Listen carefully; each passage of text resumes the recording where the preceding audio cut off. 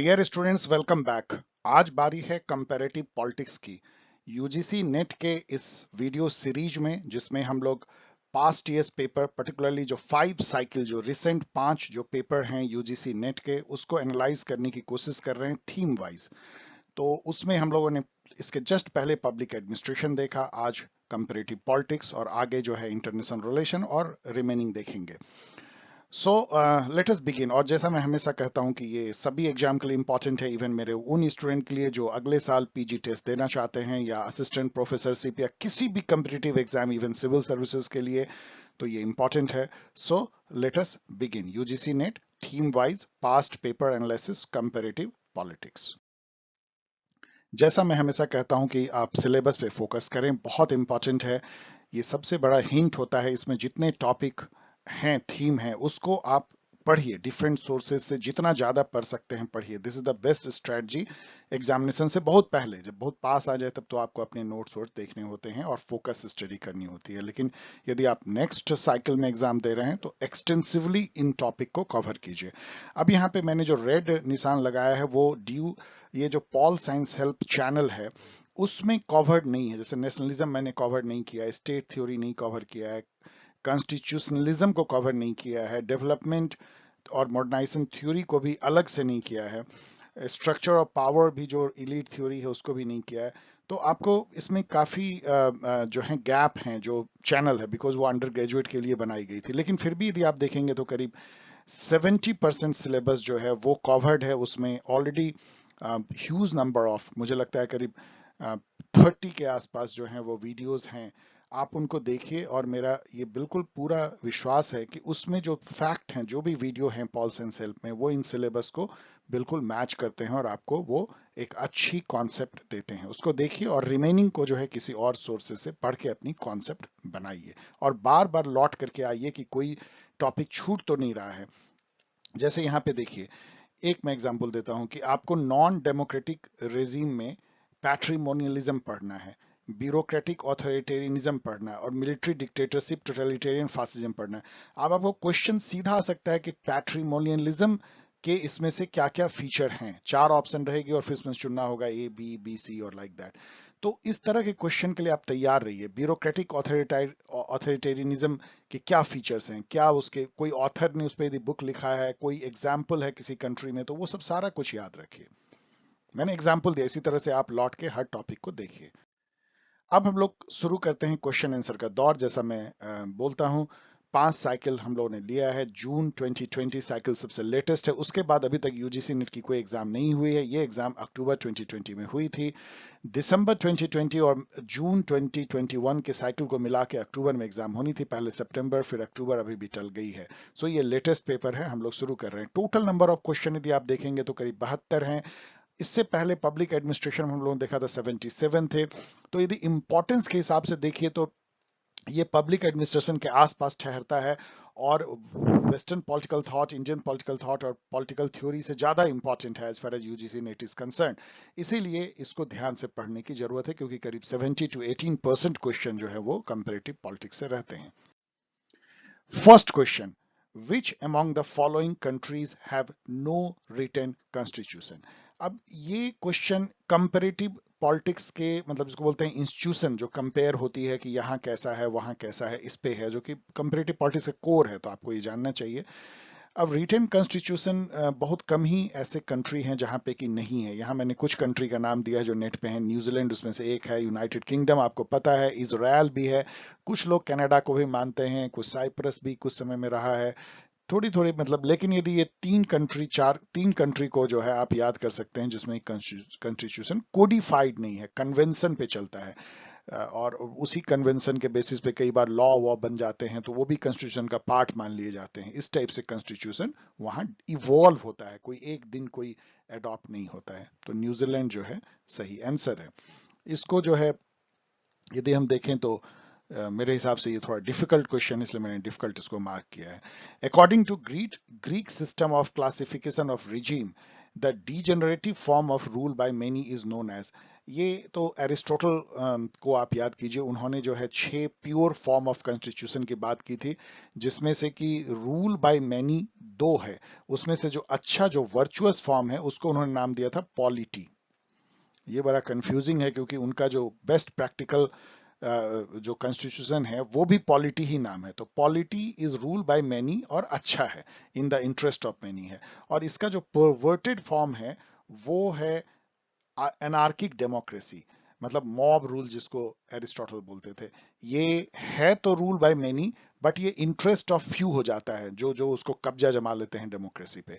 तो इसलिए उस समय से अब यहाँ पे और भी थोड़ा सा एडिशनल इंफॉर्मेशन ले लीजिए।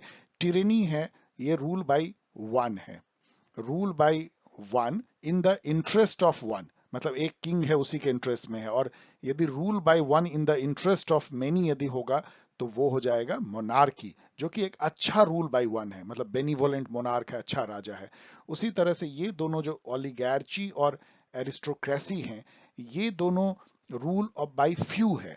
यदि अच्छा उसका फॉर्म यदि आप देखेंगे तो अच्छा फॉर्म होगा एरिस्टोक्रेसी, मतलब जहां पे कि नॉलेज वर्च्यू माना जाता है, मेरिट के बेसिस पे लोग, जो जो लोग मेरिटोरियस हैं वो रूल करते हैं, सेलेक्ट फ्यू, जैसे फिलोसफर किंग जैसे आप समझिए।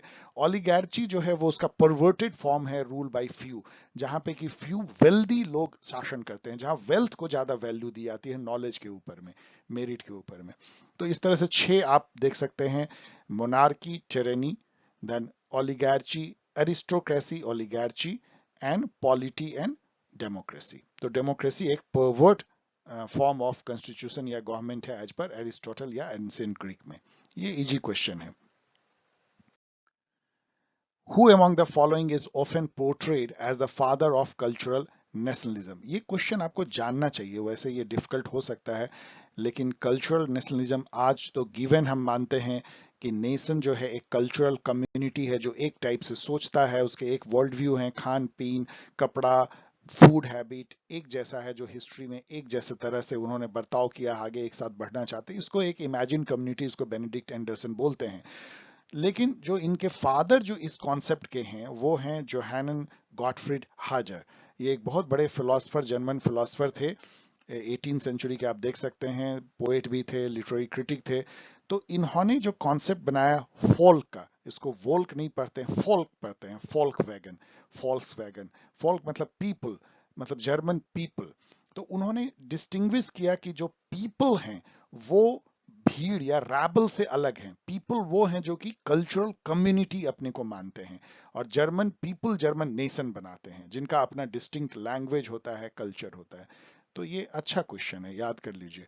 विच one of the following is not A cause of democratic shift in the context of democratisation? मैंने क्वेश्चन मार्क किया है क्योंकि ये मुझे लगता है कि उठपटांग है इसके। जो ये डेमोक्रेटिक शिफ्ट का मतलब क्या होता है कि डेमोक्रेटाइजेशन में कैसे जो है ऑथोरिटेरियनिज्म या मिलिटरियनिज्म से या टोटलिटेरियनिज्म से डेमोक्रेसी की तरफ शिफ्ट होती है डेमोक्रेटाइजेशन। तो उसमें उसमें कौन सा उसका एक कॉज नहीं है।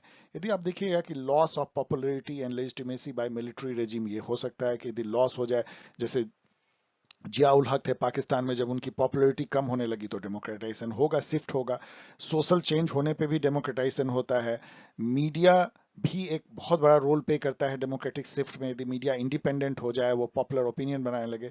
लेकिन ये ऑड वन आउट है, क्राइसिस ऑफ इंपोर्ट सब्स्टिट्यूशन।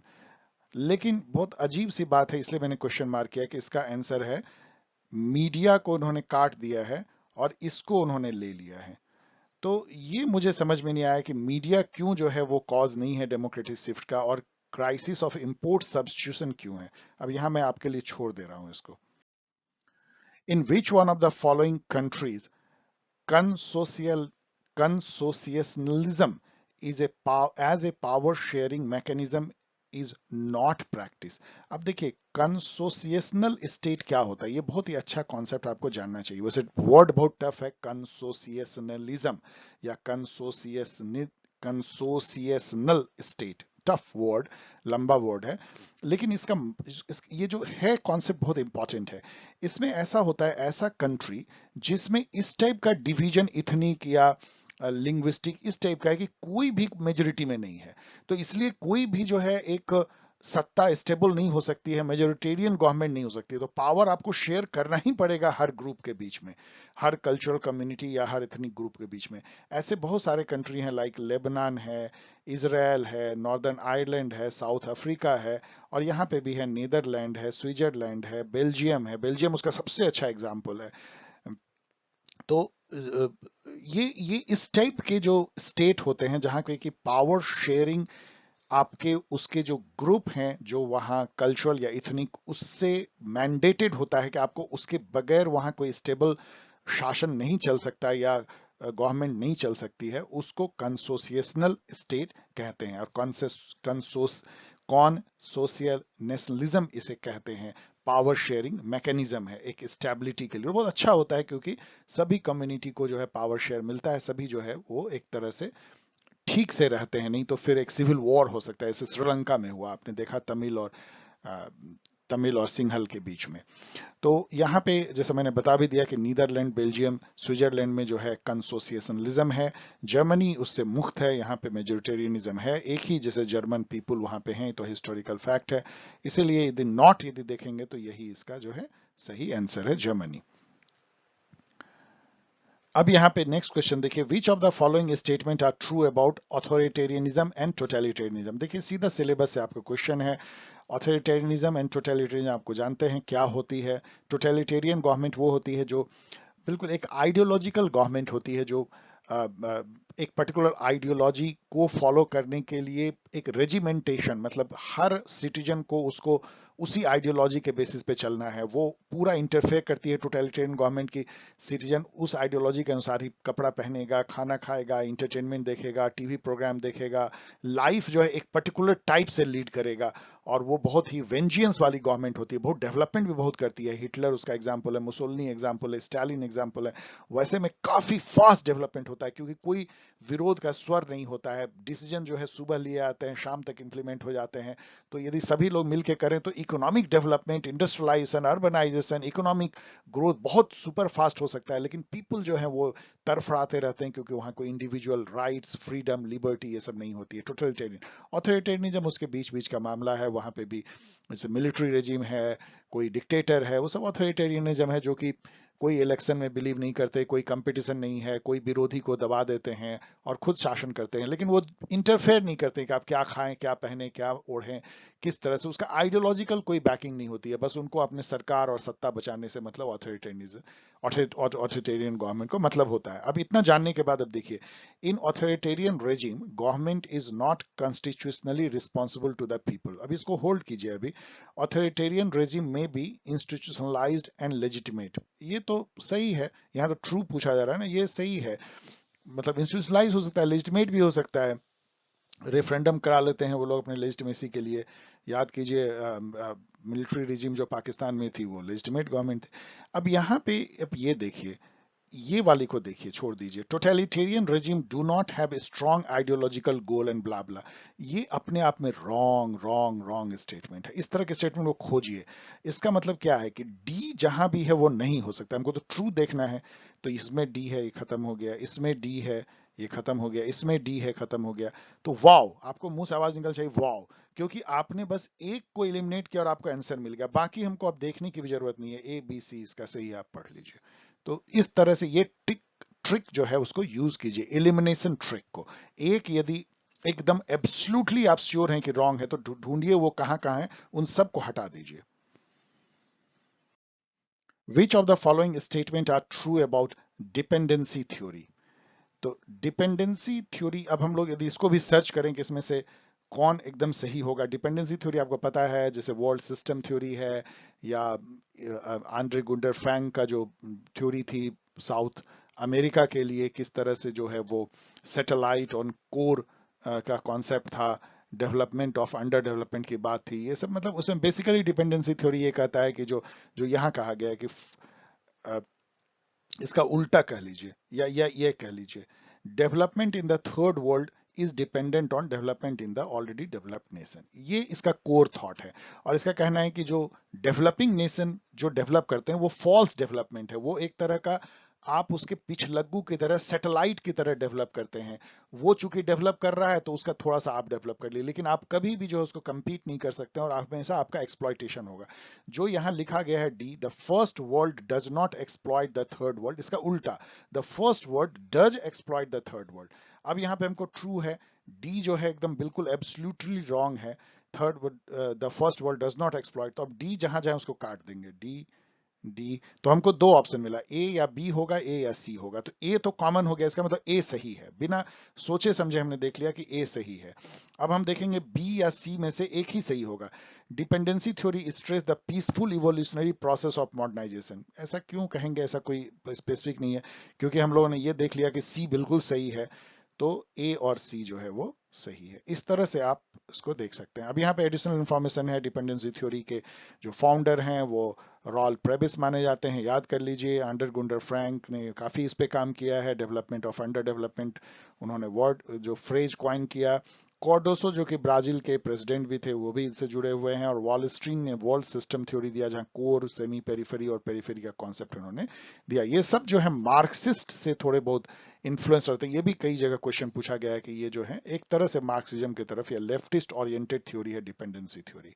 और ये स्टेट के बजाय जो ये कैपिटलिस्ट जो सिस्टम है वर्ल्ड का, जो डेवलप्ड वर्ल्ड में जो कैपिटलिस्ट पावर है, वो कैसे डेवलपिंग वर्ल्ड के कैपिटलिस्ट जो इलीट है उनके साथ मिल करके मासेस को डेवलपिंग वर्ल्ड का एक्सप्लॉइट करते हैं, उस पे है। तो ये स्टेट के बजाय जो कैपिटलिस्ट जो स्ट्रक्चर है ग्लोबल, उस पर ज्यादा फोकस करते हैं।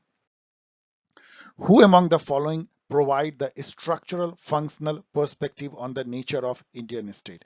अब आपको पता है कि structural functional जो अप्रोच होता है कंपेरेटिव पॉलिटिक्स में, वो आलमंड एंड पावल ने डेवलप किया था। वो ईस्टन के, डेविड ईस्टन के सिस्टम थ्योरी से निकलता है, मतलब उसका एक तरह का डेरिवेटिव है। स्ट्रक्चरल फंक्शनल अप्रोच क्या है, उसमें माना जाता है कि एक सिस्टम जो है, ये तो इनपुट है, आउटपुट है, ये सिस्टम है।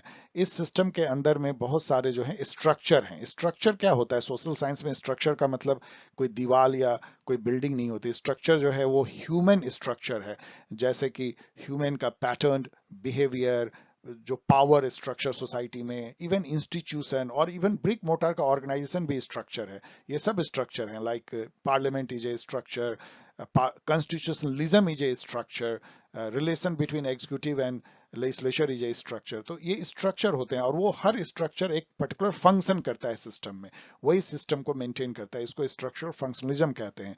तो इस पर्सपेक्टिव को यूज करके मॉरिस जॉन्स और रजनी कोठारी ने जो है इंडियन पॉलिटिक्स को एनालाइज करने की कोशिश की। मॉरिस जॉन्स ने बुक लिखा the government and politics in India, और रजनी कोठारी ने पॉलिटिक्स इन इंडिया लिखा। इन दोनों ने इस मेथड को यूज किया, स्ट्रक्चरल फंक्शनल पर्सपेक्टिव। इसको याद कर लीजिए। इसके अलावा मैंने एडिशनल इन्फॉर्मेशन दिया है रजनी कोठारी के अदर बुक्स, जैसे caste in politics in Indian politics, उसको रीथिंकिंग डेमोक्रेसी, और मॉरिस जॉन्स का parliament in India, politics mainly Indian, ये सबको याद कर लीजिए। रजनी कोठारी ने कॉइन किया था वर्ल्ड कांग्रेस सिस्टम, उसको भी याद कर लीजिए। और मॉरिस जॉन्स ने इसी कांग्रेस सिस्टम को दूसरे तरीके से कहा, सिंगल पार्टी डोमिनेंस। ये सारी कुछ जो एडिशनल इंफॉर्मेशन है आपको पता होना चाहिए।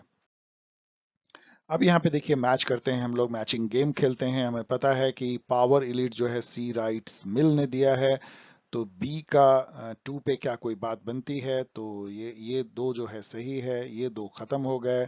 अब एक यदि हमको और मिल जाए, प्रीफेस टू डेमोक्रेटिक थ्योरी, हम जानते हैं कि रॉबर्ट डायल ने लिखा है, मुझे पता है, यदि आपको पता है तो आपने क्रैक कर लिया, सी का 1। तो ये बी का 2 और सी का 1 ये है, तो ये हो गई। अब बाकी हमें जानने की जरूरत भी नहीं है, आप जस्ट उसको चेक कर लीजिए और रट लीजिए, ऐसा ऐसा आप कर सकते हैं, आप देख लीजिएगा। अब यहाँ पे है कि स्टेटमेंट, दो स्टेटमेंट आपको पता है, इसके मैंने ऑप्शंस नहीं दिए हैं। पहला ऑप्शन होगा कि दोनों स्टेटमेंट सही हैं, फिर दूसरा स्टेटमेंट होगा दोनों स्टेटमेंट गलत हैं, फिर होगा एक स्टेटमेंट सही दूसरा गलत, दूसरा सही पहला गलत, लाइक दैट। तो स्टेटमेंट 1 है, oligarchy is a government dominated by few, एकदम ये ट्रू है। और Robert McKenzie formulated the iron law of oligarchy, no, wrong है। ये है रॉबर्ट माइकल जो कि इटालियन थे, उन्होंने आयरन लॉ ऑफ ओलिगार्ची का कॉन्सेप्ट दिया। और ये बेसिकली इसका मतलब क्या होता है, उनका कहना है कोई भी ऑर्गेनाइजेशन हो, कितना भी डेमोक्रेटिक हो, लेकिन अल्टीमेटली जो है ओलिगार्ची में बदल जाता है, कुछ लोगों का शासन उस पर हो जाता है। यही रॉबर्ट माइकल का कहना है कि उस आयरन लॉ से हम बच नहीं सकते हैं। मतलब ओलिगार्ची एक ऐसा फैक्ट है, ऑर्गेनाइजेशनल फैक्ट है, जो कि एक आयरन के जैसा है, मतलब वो आपको होगा ही, उससे बाहर आप निकल नहीं सकते। इवन कंट्री भी रूल जो है कुछ फ्यू पर्सन के द्वारा होने लगता है, चाहे शासन किसी भी फॉर्म का हो, चाहे वो डेमोक्रेसी हो, चाहे वो मिलिट्री डिक्टेटरशिप हो, चाहे टोटलिटेरियन हो, कुछ सेट ऑफ पीपल जो है एक ऑर्गेनाइजेशन या एक कंट्री या एक गवर्नमेंट में रूल करते पाए गए हैं।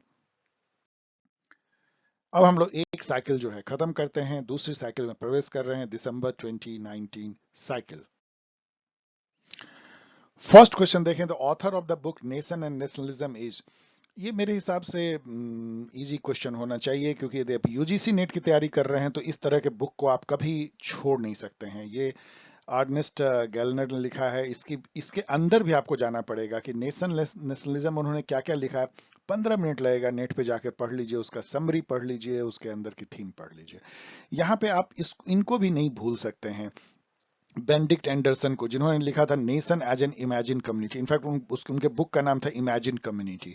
उसमें वो कहते हैं कि नेशन जो है एक तरह का इमेजिन्ड कम्युनिटी है, एक रियल कम्युनिटी नहीं है। आप जस्ट इमेजिन करते हो कि आप एक कम्युनिटी के पार्ट है। तो अभी आपने देखा कल्चरल नेशनलिज्म जो है, आपने हर्डर का देखा, एंड यहाँ पे आप बेनेडिक्ट एंडरसन का जो है एक nation as an imagine community देख रहे हैं। Which of the following is not correct. Nation से फिर है, nation is a psychological concept, सही है। Nation is a state is a legal concept, सही है। स्टेट लीगल, नेशन कल्चरल, ऐसे समझिए। Nationalism is attribute of nation, सही है। लेकिन nation and state are coterminous, ये बिल्कुल गलत है, बिल्कुल गलत है। बहुत सारे ऐसे स्टेट हैं जिसके अंडर में कई नेशन हैं, उनको मल्टी नेशनल स्टेट कहते हैं। और कई ऐसे नेशन हैं जो कई स्टेट में फैले हुए हैं। एक ही जो है नेशन, और कई नेशन ऐसे इनको कोई स्टेट नहीं है, जैसे पैलेस्टाइन है, वो स्टेटलेस हैं। कर्ड हैं, वो स्टेटलेस हैं, कोई स्टेट होना जरूरी नहीं है। इसराइल जो है एक नेशन हमेशा से रहा है, मतलब ज्यूज जो है नेशन हमेशा रहे हैं, लेकिन इसराइल जो है 1948 में जाके उनको अपना स्टेट मिला। The book political order in changing society is written by. तो ये जो बुक है ये सैमुअल हटिंगटन का है। मैंने यहाँ पे सैमुअल हटिंगटन के काफी सारे बुक दिए हैं। इनफैक्ट ये इतने इंपॉर्टेंट ऑथर हैं आपके एग्जामिनेशन पॉइंट ऑफ व्यू से, one of the most important.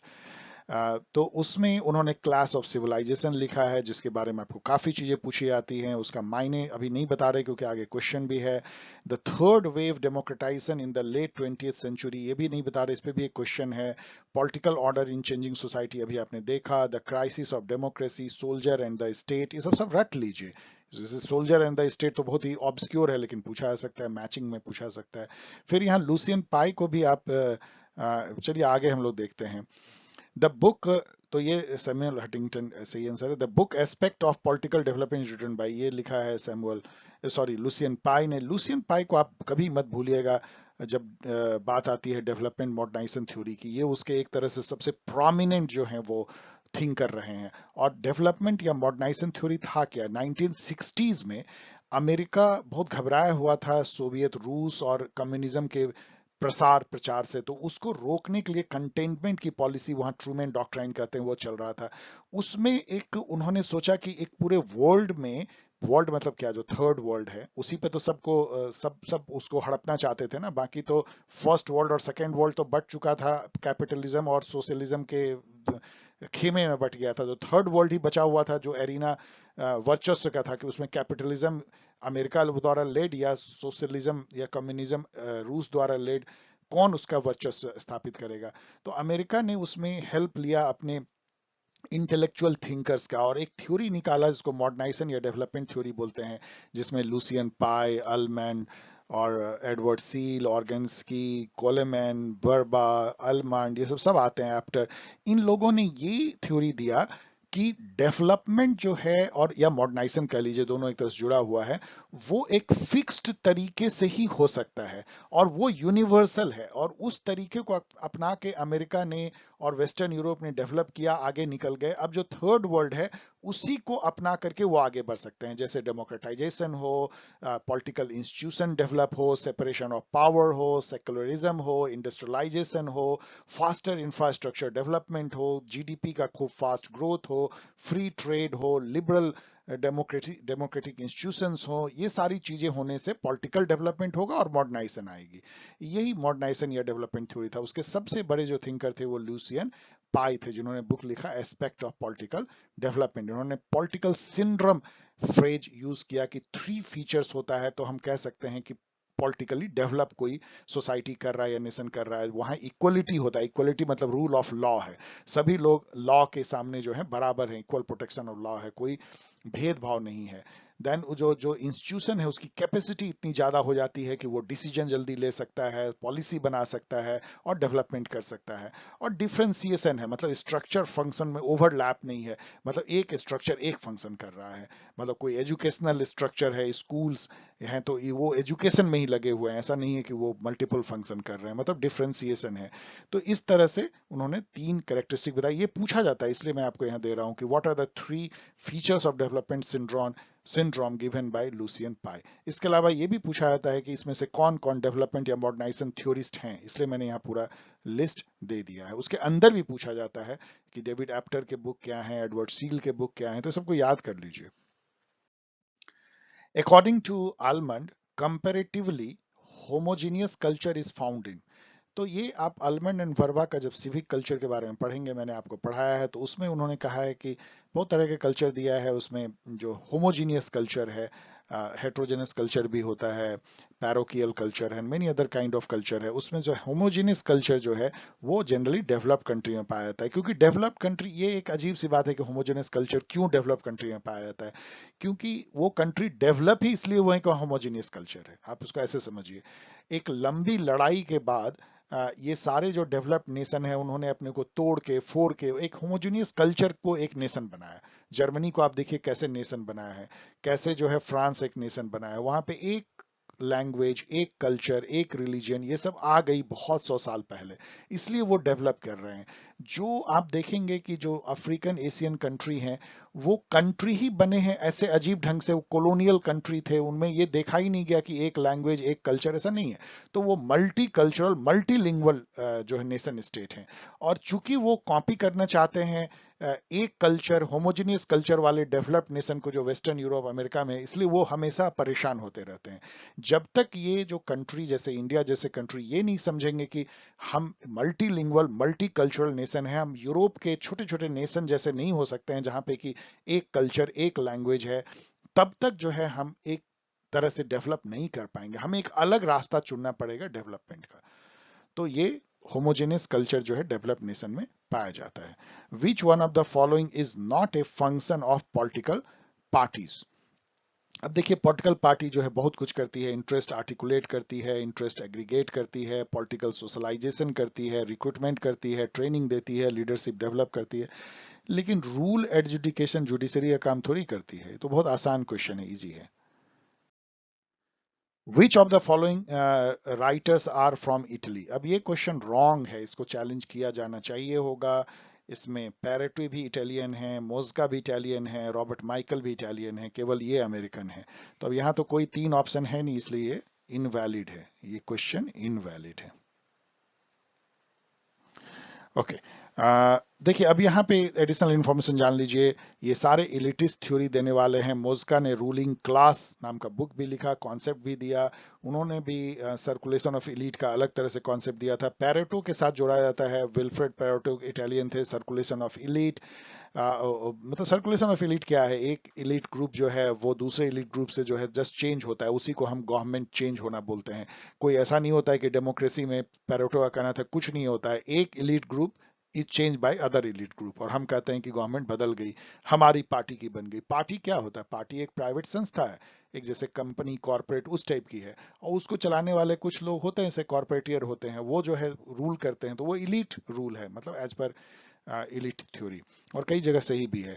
इसके अलावा पैरेटो ने जो है ये भी कॉन्सेप्ट दिया कि history is graveyard of elite. ये भी कई जगह पूछा जाता है, who gave the concept, who said that history is the graveyard of elites.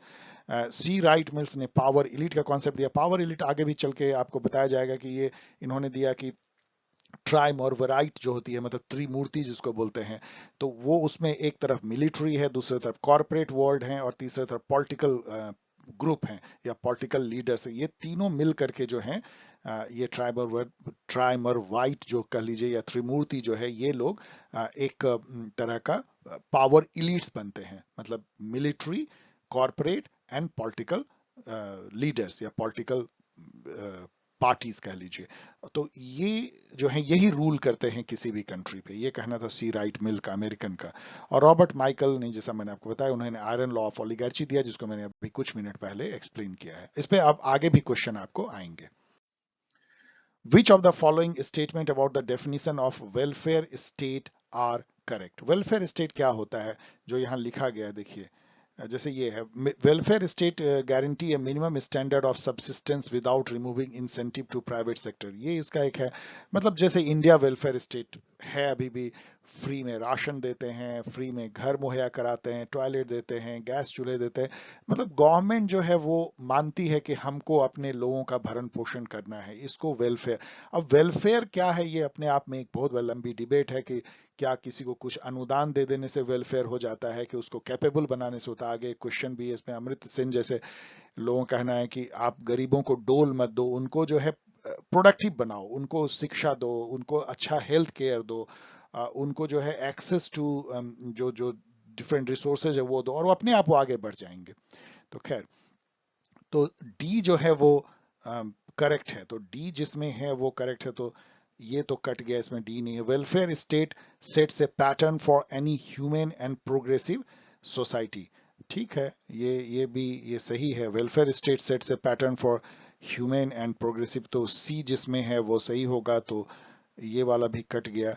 It is a compromise between communism on one side and unbridled individualism on the other. ये भी एक तरह से सही हो सकता है। तो it is a state that provide for citizen a wide range of social services, ये भी सही है। तो इसको देख के लगता है कि चूंकि इसमें ए बी सी तीनों ही सही है, और एक ही ऐसा है जिसमें कि ए बी सी तीनों ही आती है, तो डी आपको अपने आप आ जाता है, इसलिए इसका सही आंसर ऑल हो जाएगा। ये मीडियम टाइप की क्वेश्चन।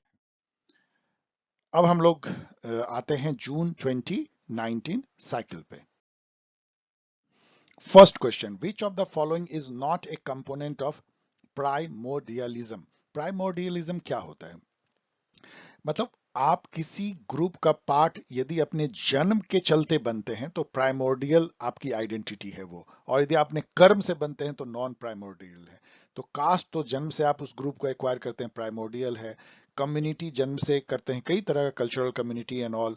क्लैन जो होता है, किनशिप, वो सब उससे भी करते हैं। लेकिन क्लास जो है आपने कर्म से करते हैं। आप किस क्लास को बिलोंग करते हैं डिपेंड करता है। कोई आदमी गरीबी में पैदा होता है और वो अमीर मरता है, तो इसलिए क्लास जो है प्राइमोर्डियलिज्म नहीं है, वो उस तरह की आइडेंटिटी नहीं है वो। Which of the following does not form the basis of difference between voluntary organization and NGO? अब ये क्वेश्चन को मैं क्वेश्चन मार्क लगाता हूं, क्योंकि ये भी गड़बड़ जैसा है। इसमें ठीक से पूछ नहीं पाए हैं। वॉलंटरी ऑर्गेनाइजेशन एंड एनजीओ में जो डिफरेंस है, इसमें से कौन सा डिफरेंस नहीं है? Does not form the basis of difference. तो अब मेरे अनुसार से जो बेसिस ऑफ डिफरेंस नहीं होना चाहिए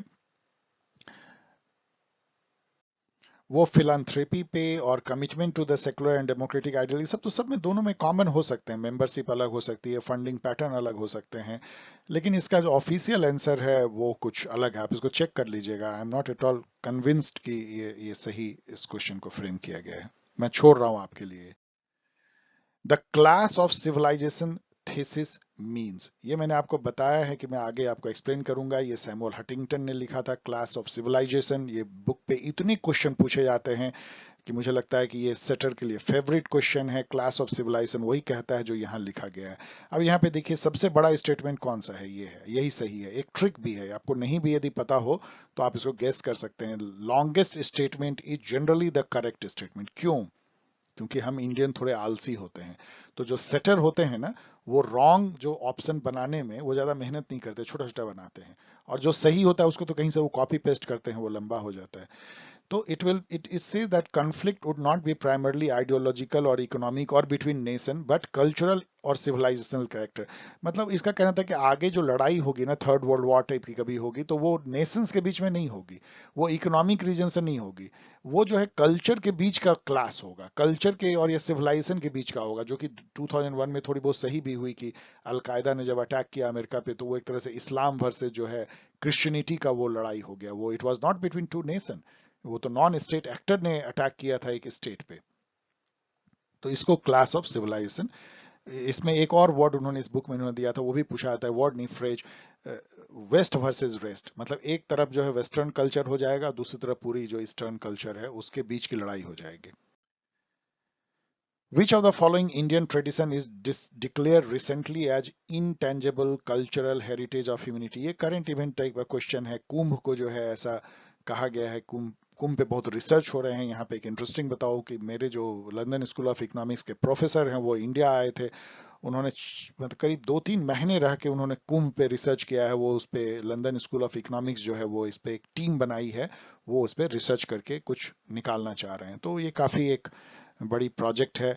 और ये इससे ये पता लगता है कि हमारे यहाँ कुंभ जैसे जो चीजें हैं या योगा भी इसमें है, उसका कितना हम फायदा ले सकते हैं सॉफ्ट पावर के रूप में, क्योंकि इस टाइप की जो इवेंट है कि लाखों लोग एक जगह कंग्रीगेट हों और उस डुबकी लगाएं और पूजा पाठ करें, इस टाइप की होती नहीं है पूरी दुनिया में, इस टाइप की कहीं नहीं होती है। So it answer is Kumbh. The poor are poor not because of what they do not have, but because of what they cannot do. यही मैं बोल रहा था कि आप एक तरफ वेलफेयर का मतलब है अमृत सेन जैसे लोगों के लिए, कि ये नहीं है कि आप उनको फ्री राशन दे दो, फ्री आवास दे दो, फ्री सिलेंडर दो, उससे वो पुअर पुअर ही बने रहेंगे। डोल देने से कोई पुअर ऊपर उठता नहीं है, रिलेटिवली और पुअर होते चले जाएंगे। पुअर को यदि आपको आगे बढ़ाना है तो उनकी कैपेबिलिटी को बढ़ाइए, क्योंकि वो इसलिए पुअर नहीं है कि उनके पास कुछ चीजें नहीं है, इसलिए कि उनके पास कैपेबिलिटी नहीं है। तो ये कैपेबिलिटी अप्रोच ऑफ डेवलपमेंट जो है, या कैपेबिलिटी अप्रोच ऑफ जो पॉलिसी है, इसको अमर्त्य सेन एंड मार्था नॉसबॉम इन दोनों ने प्रतिपादित किया है या प्रोपाउंड किया है। इसको याद कर लीजिए, मार्था नॉसबॉम को भी इनके साथ याद कर लीजिए, capability approach of development.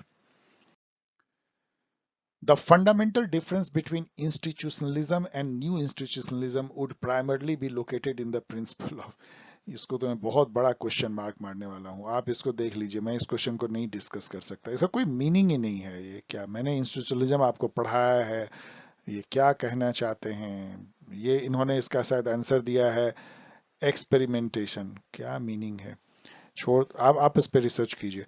Reason assertion question, nation and nationalism can variedly be conceptualized and defined but without being generalized in common theorization। तो ये क्या कहना चाहता है कि नेशन और नेशनलिज्म को आप कॉन्सेप्ट बना सकते हैं, कॉन्सेप्चुलाइज कर सकते हैं, डिफाइन कर सकते हैं, लेकिन आप इसको कोई जनरल थ्योरी इसका नहीं बना सकते हैं। जैसे मैंने आपको बताया कि यूरोपियन नेशनलिज्म को आप यहाँ पे नहीं आप ट्रांसपोर्ट कर सकते, इंडिया में नहीं कर सकते, अफ्रीका में नहीं कर सकते, जो मल्टी कल्चरल मल्टी लिंगुअल जो सोसाइटीज हैं वहां पे यूरोप टाइप के नेशन की कल्पना आप नहीं कर सकते। अनफॉर्चुनेटली हम लोगों ने वही करने की कोशिश की है, उसके चलते बहुत तरह की प्रॉब्लम हम लोगों को आ रही है। तो ये सही है, ये ट्रू है, there can be discourses not common theories on nation nationalism. वो भी वही बात करता है, डिस्कोर्स क्या है, नैरेटिव है, ग्रैंड नैरेटिव है। आप मतलब एक स्टोरी बिल्ड करते हैं किसी थीम पे, किसी आइटम पे, किसी एजेंडा पे, किसी एस्पेक्ट पे, वो फैक्ट से अलग हो जाता है। Discourse is not fact, not मतलब फैक्ट बेस्ड।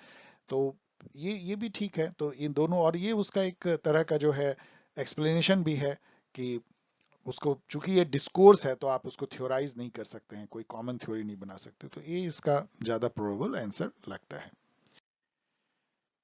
नेक्स्ट आइए, मैचिंग गेम हम लोग खेल सकते हैं। इस पे आपको पता है कि ब्लैक बॉक्स क्या है। जो ये सिस्टम थ्योरी जो है, सिस्टम अप्रोच, उसमें इनपुट होता है, आउटपुट होता है, ये सिस्टम होती है, सिस्टम के अंदर बहुत सारे इंटर रिलेटेड पार्ट होते हैं, वो आपस में एनर्जी और फंक्शन से जुड़े हुए होते हैं, इसको सिस्टम कहते हैं। ये डेविड स्टन ने निकाला है, ये जनरल सिस्टम थ्योरी से आया है, जो बायोलॉजी से आया है।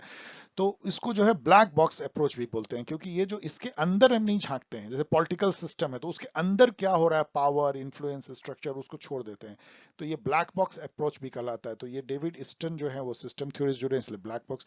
ए का थ्री देखिए तो ये 2 हैं, तो ये दोनों तो खत्म हो गए। अब हम लोग देखते हैं बी का 1। आपको पता है कि डेवलपमेंट सिंड्रोम इन्होंने दिया, अभी जस्ट आपने देखा, तो बी का 1, इससे कुछ बात बनी नहीं, अब टफ हो गया। सैमुअल हटिंगटन ने लिखा है वेव्स ऑफ डेमोक्रेटाइजेशन, ये भी आपको पता है, अभी जस्ट पहले हम लोगों ने देखा तो सी का 4 हो गया, तो सी का 4 और आपका ये क्वेश्चन बन गया। तो अब लिपसेट ने जो है पॉलिटिकल मैन बुक लिखा है, इसको भी याद कर लीजिए, it's a very good, very important book written by Samuel Martin Lipset, political man. New democracy as hegemony of the workers, peasants and other marginalized section of the society is associated with which of the following? जैसे ही आपको peasant, marginalise और दबे कुचले लोग आए, आप सब alternate school को याद कीजिए, ये इजीएस्ट ऑफ क्वेश्चन हो सकता है, सब alternate school. This is also called new democracy.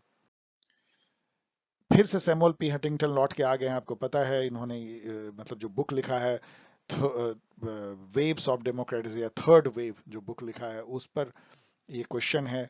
इन्होंने क्लास ऑफ सिविलाइजेशन लिखा, उस पर भी हम लोगों ने देखा। इन्होंने पॉलिटिक्स इन चेंजिंग सोसाइटी या चेंजिंग कल्चर, वो भी बुक हम लोगों ने देखा। पॉलिटिकल डीके भी इन्होंने लिखा है, पॉलिटिकल डेवलपमेंट एंड डीके। तो ये Samuel Huntington is a favourite of setter in UGC NET as well as PG और सिविल सर्विस सब जगह। India is placed in which of the waves of, इन्होंने थर्ड वेव नाम की book लिखी है। इन्होंने कहा है थ्री वेव्स में डेमोक्रेटाइजेशन वर्ल्ड में हुई है। फर्स्ट वेव जो 1828 से 1926 के बीच में हुई, जिसमें कई सारे कंट्री, लेकिन डेवलप्ड कंट्री जो है डेमोक्रेसी बने, यूरोप और अमेरिका जैसे। और दूसरा वेव में जो है वो इंडिया और पूरे जो जिसको आप कहते हैं डीकोलोनाइज जो नेशन हुए वो सब बने। और थर्ड वेव जो है एक डिक्टेटोरियल जो रेजीम था वो सब खत्म हुआ, और 74 से 89 के बीच में काफी कंट्री जो है वो डेमोक्रेसी में कन्वर्ट हुए, जिसमें इवन पाकिस्तान भी आता है। तो इसमें यदि इंडिया किस वेव में आता है तो डेफिनेटली हम लोग सेकेंड वेव में आते हैं। यदि आप डेट देखेंगे तो ये तीनों वेव के डेट को याद कर लीजिए।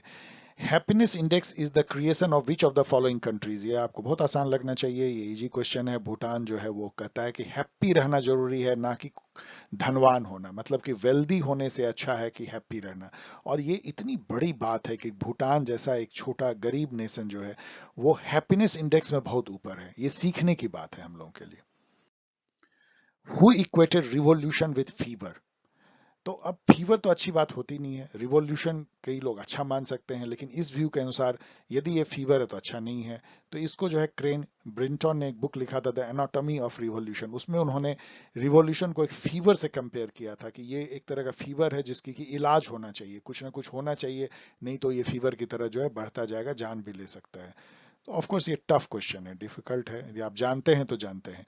स्टैसियोलॉजी इज द स्टडी ऑफ, ये भी डिफिकल्ट है, आप जानते हैं तो जानते हैं। Stasiology is the study of political parties, difficult question. Which one of the following is incorrect pair, इसका मतलब तीन इसमें करेक्ट होंगे। तो मेल्टिंग पॉट, पॉट जो है कल्चर का मेल्टिंग पॉइंट यूएसए को कहते हैं। बॉइलिंग पॉइंट जो है इजराइल है, आप जानते हैं क्यों बॉइलिंग पॉइंट है वहां पे, तो एक मतलब होता है ना, जीव जो है दांतों के बीच में है, तो पूरे अरब वर्ल्ड में एक जो है वो इजराइल है, सबसे लड़ता झगड़ता रहता है। सलाड बॉल इंडिया को बोलते हैं, क्योंकि जिस तरह सलाड में डिफरेंट डिफरेंट चीज का मिक्सचर होता है, वैसे ही इंडिया में जो है different language, different culture, different religion के लोग इसमें जमा हुए हैं। तो ये वाला जो है ऑड वन आउट है, कोई फ्रूट बॉल नहीं है, तो होमोजीनियस है culture. Next question, circulation of elite, मैंने अभी जस्ट आपको बताया कि ये मोजका ने भी दिया है, और विल्फ्रेड पैरेटो ने भी दिया है सर्कुलेशन ऑफ इलीट। अब ये क्वेश्चन को भी मैं क्वेश्चन मार्क लगाता हूं, most closely refer to which of the following. अभी इतना बकवास क्वेश्चन है, circulation of elite most closely refer to which one of the following. ये कहते हैं रोटेशन ऑफ इलीट, इन दोनों को तो छोड़िए, rotation of elite and replacement of elite, ये दोनों ही सही हैं। क्योंकि सर्कुलेशन ऑफ इलीट को आप देखिए, मैं यहां से कॉपी पेस्ट कर रहा हूं कि मोज़का ने कहा कि constant competition between elites with one elite group replacing another repeatedly over time, इसी को कहते हैं सर्कुलेशन ऑफ इलीट। पैरेटो बोलते हैं circulation of elite, the ruling class replaced by another ruling class, replaced, दोनों में वर्ड है रिप्लेस, तो ये रिप्लेसमेंट ऑफ इलीट होगा मेरे अनुसार से, लेकिन इन्होंने आंसर दिया है रोटेशन ऑफ इलीट। क्या मायने है, क्यों रिप्लेसमेंट ऑफ इलीट नहीं है, कोई कारण नहीं, ये सब इनवैलिड क्वेश्चन है। ओके, अब हम लोग पहुंच गए हैं दिसंबर 2018 साइकिल पे। Who among the following describe modern democracy as polyarchy? Very easy question आपको लगना चाहिए, क्योंकि पॉलीआर्ची नाम की बुक लिखी है रॉबर्ट डहल ने। पॉलीआर्ची होता क्या है, पॉली मतलब मेनी, आर्ची मतलब रूल, कई लोगों का रूल। इसका मतलब ये होता है कि मल्टीपल ग्रुप्स जो हैं, जो कम्युनिटी का लीजिए, कल्चरल हो, इथनिक हो, लिंग्विस्टिक हो, चाहे ऐसे ही इंटरेस्ट ग्रुप हो, वो मिल करके पावर शेयर कर रहे हैं किसी सोसाइटी में। ये पर्टिकुलरली अमेरिकन जो सिस्टम है पॉलिटिकल, उसको पॉलीआर्ची कई लोग कहते हैं, रॉबर्ट डेल भी कहते हैं। पॉलीआर्ची एक तरह का डेमोक्रेसी है। डेमोक्रेसी तो एक इंडिविजुअल फोकस करता है, इंडिविजुअल इक्वल होते हैं, बराबर होते हैं, सबको सिमिलर राइट्स हैं। यहाँ पे ये है कि जो पावर है वो कोई इलीट नहीं कर रहा है, ये जस्ट इलीट जो थ्योरी है उसका उल्टा है। तो इलीट नहीं करके बहुत सारे ग्रुप्स में पावर जो है डिवाइड होती है, इसको पॉलीआर्ची कहते हैं। विच सॉरी कि इसमें फॉन्ट छोटा है, which of the following statement with regard to Almond's characterization of political system are correct. अब ये देखिए कि आलमंड जो है वो डेविड ईस्टन के सिस्टम थ्योरी को लेते हैं और उसको एक तरह से बहुत तरीके से इन्होंने स्ट्रक्चर और फंक्शनल अप्रोच भी अपनाया है, इनपुट आउटपुट भी अप्रोच जो है वो भी डेविड ईस्टन के सिस्टम थ्योरी से ही निकला हुआ डेरिवेटिव है। तो यहाँ पे ये पॉलिटिकल सिस्टम का आलमंड ने क्या क्या फीचर बताया है, उसमें से कौन सा ट्रू है। ऑल पॉलिटिकल सिस्टम है पॉलिटिकल स्ट्रक्चर, ये ट्रू होगा, डेफिनेटली ट्रू होगा। All political system do not perform the same function, ये फॉल्स होगा। अब यहाँ पे ट्रिक देखिए कि ये जो इतना हार्ड स्टेटमेंट होता है ना, डू नॉट परफॉर्म, ये जनरली गलत होता है। All political system are not multi functional, false है मल्टी फंक्शनल होते हैं, क्योंकि आप देखें स्ट्रक्चर फंक्शनलिज्म यही है कि there will be multiple structure multiple function. एक स्ट्रक्चर एक फंक्शन भी कर सकता है जो अच्छा माना जाता है, एक स्ट्रक्चर मल्टीपल फंक्शन भी कर सकता है, एक ही फंक्शन को कई स्ट्रक्चर भी कर सकते हैं, ओवरलैप भी हो सकता है। All political systems are mixed system in the cultural sense, yes ये भी सही है, मिक्स्ड कल्चरल होता है तो ट्रू है। सब जनरल कॉमन सेंस है, तो 1 और 4 इसका जो सही है। ये सब कॉमन सेंस क्वेश्चन है मीडियम लेवल का। डेविड ईस्टन, अगेन वो आ गए हैं सिस्टम थ्योरी वाले डेविड ईस्टन जो पिता हैं सिस्टम थ्योरी के। David Easton has identified 4 kinds of inputs in terms of demand. What are they? अभी देखिए ये तो बहुत ही स्पेसिफिक है, उसका आंसर तो चलिए ये है, लेकिन अब यहाँ पे आप पहले समझिए। अगेन मैं एक सिस्टम बना रहा हूँ, ये सिस्टम है, ये इनपुट है, ये आउटपुट है। कई बार जो है इसमें एक फीडबैक भी लूप जोड़ दिया जाता है, इसको सिस्टम कहते हैं। ये जनरल सिस्टम थ्योरी से लिया गया है, ये हर जगह यूज होता है। पॉलिटिकल सिस्टम में इसको ईस्टन ने यूज किया, आलमंड ने उसको structure of functionalism input output approach में उसको डेरिवेटिव के फॉर्म में यूज किया, एनालाइज करने में, स्टडी करने में। अब देखिए यहाँ पे क्या है कि जो इनपुट है, ईस्टन कहते हैं कि ये दो चीजों जनरली होती है, एक डिमांड होता है और एक कॉन्सेंट होता है या सपोर्ट होता है। और आउटपुट जो है क्या है, rule regulation law public policy, ये सब आउटकम या आउटपुट है पॉलिटिकल सिस्टम के। अब डिमांड को यहाँ कह रहा है कि ये कौन कौन से डिमांड जो है, कितने टाइप के डिमांड ईस्टन ने बताया। बहुत अंदर का सवाल है ये, लेकिन इस क्वेश्चन को देखिए आप कैसे कॉमन सेंस से सॉल्व कर सकते हैं। तो चारों को आप पढ़ेंगे ना, तो एक आपको इसमें क्लू है, यहाँ है कि participation in the economic system. Sorry इसलिए ये गलत होगा, ये मैंने जो सही मारा वो नहीं है। इकोनॉमिक सिस्टम में क्यों पार्टिसिपेट करेंगे? यहाँ है participation in the political system, सही है। Participation in the international system, क्यों होगा पॉलिटिकल सिस्टम इंटरनेशनल सिस्टम? तो और यहाँ पे पार्टिसिपेशन इन सोशल सिस्टम। तो केवल इस बेसिस पे कि एक ही में सही है कि पार्टिसिपेशन पीपुल का पॉलिटिकल सिस्टम में है, ये एक इनपुट फंक्शन है, तो बस इसी बेसिस पे आप 2 को जो है सही मार सकते हैं और आपको आगे भी देखने की कोई जरूरत नहीं है। बाकी आप पढ़ लीजिए, ये थोड़ा डीपर क्वेश्चन है, डिफिकल्ट है। Who said A government without a constitution is a power without right? अब ये तो पहले इसको समझिए कि जो भी कह रहा है उसका कहने का मतलब क्या है। ये कह रहा है कि यदि आप कोई भी गवर्नमेंट जो है वो किसी कॉन्स्टिट्यूशन के बगैर शासन कर रही है, तो वहां जो सिटीजन होंगे या पीपल होंगे उनको कोई राइट अधिकार नहीं मिलेगा, क्योंकि वो तो रूल से बंधे हुए नहीं है। इनफैक्ट कॉन्स्टिट्यूशन जो है ना वो गवर्नमेंट को एक दायरे में बांध देता है, ये गवर्नमेंट है। अब जैसे गाय को हम लोग खूंटे से बांध देते हैं, वैसे ही कॉन्स्टिट्यूशन गवर्नमेंट को एक खूंटे से बांध देता है, वो उससे बाहर नहीं निकल सकती है। इसलिए वहां पे जो पीपल हैं या सिटीजन हैं उनको कुछ राइट्स होते हैं जो गवर्नमेंट जिसको छीन नहीं सकती है। गवर्नमेंट के अपने राइट्स हैं जो कॉन्स्टिट्यूशन देती है, और वही कॉन्स्टिट्यूशन पीपल को भी राइट देती है। तो बिना कॉन्स्टिट्यूशन के जो है वो पावर विदाउट राइट है।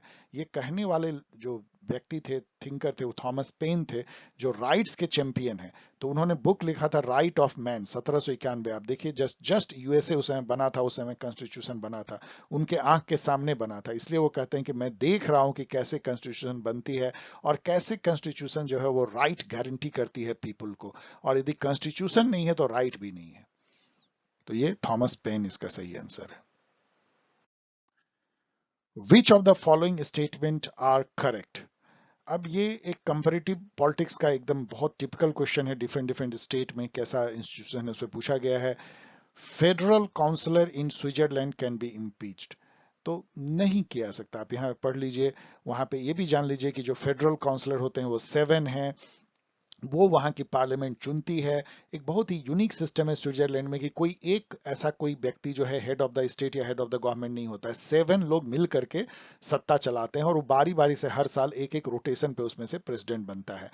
तो ये एक अजीब सी सिस्टम है, लेकिन एक बार वो जो सेलेक्ट हो जाते हैं 4 साल के लिए, तो वो ना तो उनको आप वोट आउट कर सकते हैं ऑफिस से, और ना ही नो कॉन्फिडेंस कर सकते हैं, ना ही इम्पीच कर सकते हैं। तो ये फॉल्स है।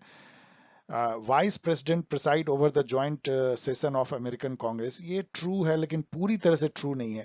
देखिए, अमेरिकन कांग्रेस जो उसको पार्लियामेंट कहते हैं, उसका 2 हाउस होता है। जैसे इंडिया में राज्यसभा लोकसभा है, तो वहाँ लोकसभा को people's represent house of representation बोलते हैं, रिप्रेजेंटेटिव कह लीजिए। और जो जो अपर हाउस होता है, जो यहाँ राज्यसभा है, उसको वहाँ सीनेट बोलते हैं।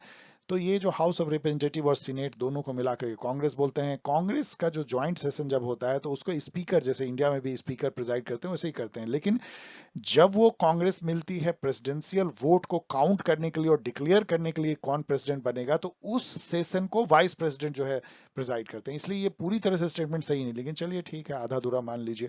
The president of India sent a message to Indian parliament once, इस टाइप का कोई है नहीं फैक्ट। हाँ, भेज सकता जरूर है। प्रेसिडेंट को आर्टिकल 86 में यहाँ पे अधिकार है कि president may send messages to either house of parliament, उसको विचार करता है पार्लियामेंट, लेकिन ऐसा कोई अभी तक हुआ नहीं है। The prime minister of Britain overseas the operation of civil services and government agency, ये सही है, ये ट्रू है। तो 2 ट्रू है, आप देख लीजिए 2 और 4 इसमें से टिक मार दीजिएगा। Which principle was established for the first time by the US Supreme Court in deciding McCulloch versus Maryland case? ये केस एक बहुत ही इंपॉर्टेंट केस है, जिसमें कि सुप्रीम कोर्ट यूएसए के ये डिसाइड किया कि जो उसकी पार्लियामेंट है, उसको अभी जस्ट आपने देखा कांग्रेस यूएसए की, उसको अधिकार है कि वो कोई भी नेशनल लेवल के इंस्टीट्यूशन, ये बैंक पे हुआ था कि कांग्रेस ने एक बैंक स्टैब्लिश किया, और मैरीलैंड जो स्टेट है वहां की, उसने कोर्ट में चले गए कि ये तो हमारा स्टेट का राइट का इंफ्रिंजमेंट। आपको पता है अमेरिका में जो स्टेट है बहुत ज्यादा पावरफुल है इंडिया के कंपैरिजन में, उनका अपना कॉन्स्टिट्यूशन है, रेसिडुअल पावर स्टेट के पास में है, इसलिए वो यूनाइटेड स्टेट्स ऑफ अमेरिका कहलाती है। तो उसमें सुप्रीम कोर्ट ने कहा नहीं, आर्टिकल 1 जो हमारे कॉन्स्टिट्यूशन का है वो अधिकार देता है फेडरल गवर्नमेंट को कि वो नेशनल इंटरेस्ट में कोई भी इंस्टीट्यूट को खोल सकती है, बैंक को, और स्टेट उसको जो है परेशान नहीं करेगा, टैक्स नहीं लगाएगा, ऐसा नहीं करेगा। तो इसलिए supremacy of federal government over state establish हुआ इस केस से। अकॉर्डिंग टू पॉवल, आपको पता है आलमंड और पॉवल, याद कीजिए, दोनों ने मिलकर structural functional approach David stern के सिस्टम थ्योरी से निकाला है। ये कई जगह पूछा जाता है, उसी पॉवल की बात आती है। इनका फर्स्ट नेम शायद बिंगहैम है, देख लीजिएगा, बी पॉवल कह लीजिए। तो पॉवल के अनुसार से एनी नेशंस पॉलिटिकल कल्चर में be mapped by at 3 level. तो ये एक बहुत ही डीपर क्वेश्चन है कि पॉवल जो है पॉलिटिकल कल्चर को वो 3 लेवल पे मैप करते हैं। फर्स्ट लेवल जो है वो पॉलिटिकल सिस्टम लेवल है, दूसरा जो है प्रोसेस लेवल है, जो पॉलिटिकल प्रोसेसेस होते हैं, और तीसरा जो गवर्नमेंट की जो पॉलिसी लेवल है। बेसिकली लेवल क्या कहता है कि पॉलिटिकल कल्चर क्या है कि जो सिटीजन या पीपुल हैं वो क्या एटीट्यूड रखते हैं जनरली पॉलिटिकल सिस्टम के बारे में, क्या वो सोचते हैं कि पॉलिटिकल सिस्टम करप्ट है, अच्छा है, कंट्री के लिए ठीक है नहीं है, इस टाइप का जो जनरल एटीट्यूड, जैसे इंडिया में आप देखिएगा तो हम लोग एक बहुत अच्छा एटीट्यूड नहीं रखते पॉलिटिकल। लोग कहते हैं कि पॉलिटिक्स कर रहा है, लोग कहते हैं नेता की तरह बिहेव करता है। It's not good for political system कि हमारा निगेटिव एटीट्यूड है। पॉलिटिकल कल्चर में कई बार आप उदासीन रहते हैं कि कोई राजा हो हमें क्या फर्क पड़ता है टाइप ऑफ, तो इसको पॉलिटिकल कल्चर कहते हैं। तो वो एक तो पॉलिटिकल सिस्टम लेवल पे आपका विचार बनता है, दूसरा जो पॉलिटिकल प्रोसेसेस हो रहे हैं, जो लॉ बन रहे हैं, पार्लियामेंट में एक्ट पास हो रहे हैं, गवर्नमेंट कैसे डिसीजन ले रही है, उस पर आपका क्या विचार हो। तीसरा जो पब्लिक पॉलिसी बनती है, फार्म लॉ बन रहे हैं, सीए बन रहे हैं, आरसी हो रहे हैं, या अदर जो पॉलिसीज बन रहे हैं, new education policy in other, उस पर आपका कैसा विचार या कैसा एटीट्यूड है। इस पे 3 लेवल पे पॉवल कहते हैं कि पॉलिटिकल कल्चर को आप एनालाइज कर सकते हैं। डीपर क्वेश्चन है, डिफिकल्ट। लूसियन पाइप फिर से घूम के आ जाते हैं, याद कीजिए डेवलपमेंट एंड मॉडर्नाइजेशन थ्योरी, जिन्होंने पॉलिटिकल डेवलपमेंट पे बहुत सारा काम किया है 1960s के दौर में, American modernisation and political theory के वन ऑफ द जनक, had identified crises that new state in third world face in achieving political development। अपनी जो किताब उन्होंने लिखी है पॉलिटिकल डेवलपमेंट, उसमें बहुत सारे क्राइसिस का जिक्र किया है, उसमें से कौन सा क्राइसिस का ग्रुप इसमें सही है। तो ये जो है इतना डीपर क्वेश्चन है कि आप इसको वैसे तो कर नहीं सकते जब तक कि आपने उस बुक का बहुत ज़्यादा समरी और बहुत ज़्यादा किसी ने आपको पढ़ाया नहीं हो। लेकिन ये जो है आइडेंटिटी क्राइसिस हो सकती है नेशन का, आप जानते हैं किस टाइप की आइडेंटिटी क्राइसिस होती है, इंडिया को भी हुई है, पाकिस्तान को हुई है। लेजिटिमेसी क्राइसिस होती है यदि वहाँ पे रेजिम जो है उस टाइप का ना हो कि पीपल उसको लेजिटिमेट माने। डेमोक्रेसी पेनिट्रेट नहीं कर पाती है, पॉलिटिकल इंस्टीट्यूशन पेनिट्रेट नहीं कर पाते हैं, पीपल पार्टिसिपेट नहीं करते हैं, वो अलूफ रहते हैं।